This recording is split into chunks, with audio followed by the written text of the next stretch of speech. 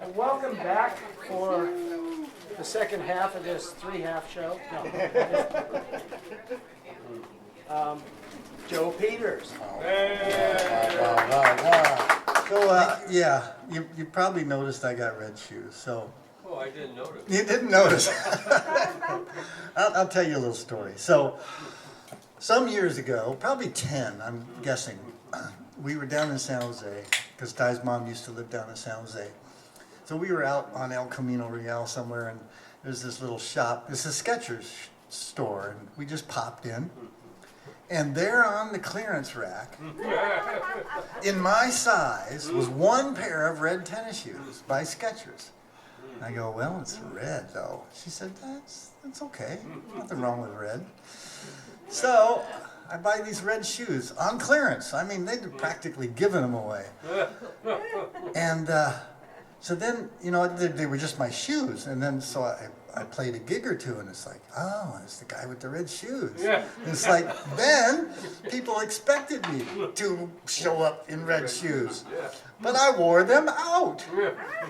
So then, when we moved to California, I was out at the little Pleasant Hill Mall, and Vans on the Wall had these, and I go, well, hell, I just retired that first pair of Skechers. Seems like people want red shoes. So I even bought a pair of red hiking boots. Yeah. So, the other day, fella noticed. So I played, and I think you were there, Mike. I showed up at Campbell Theater because I had been here for Dave Nachmanoff a few weeks ago. It was a Sunday, and I hightailed it to Campbell Theater for the open mic up there. And I get there, I mean, it started, so I go in there without my red shoes. And there was number 2 slot was actually open. Everything was like 20-some songs, but number 2, nobody signed up. So I go, oh. So I signed up, so I jumped right up on the stage and played my stuff, and then I got heckled for not having red shoes. So I go, well, I'm not going to do that again. So here's the little story about these songs. Thank you. So, yeah, so there's an album called, that I did called Ordinary Joe. And my friend, our friend, Di and I had a dear friend named Patty McKee.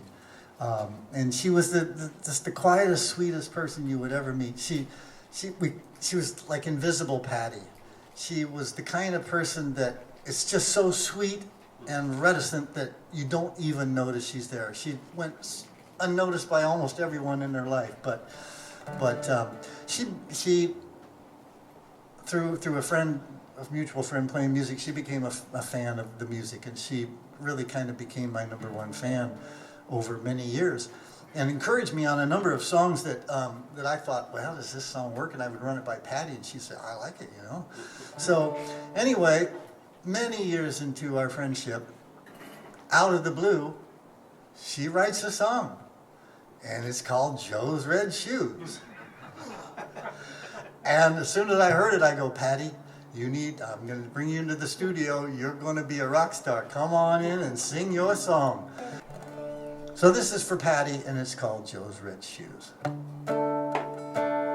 And I should say that whenever I go back to Indiana, I don't take a guitar because I got so many friends with so many guitars, but one person in particular is Cheryl, and she has a red Fender, and she always loans me this red guitar when I go back. So Patty, put that in here. Saw a guitar player the other night. He had a red guitar, he was out of sight. Oh, I looked down, what did I see? He had matching red shoes. Yes, sirree. Played his songs, what do you know? I go anywhere to hear old Joe. He got my whole life playing songs about the love of his life. He writes songs left and right about life and love and things. His wife died. They're the couple that can't be beat. His red shoes and I, so sweet. See a guy playing a red guitar, belongs to Cheryl, she's a superstar. But those red shoes, they are all Joe. If they wear out, he'll go buy more. Joe's red shoes, now he'll never lose. Uxorious man, he'll never sing the blues. Joe's red shoes, no, how can he lose? He has his beautiful wife and those crazy, crazy red shoes.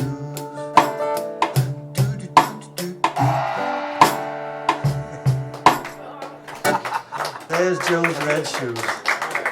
That's for dear Patty.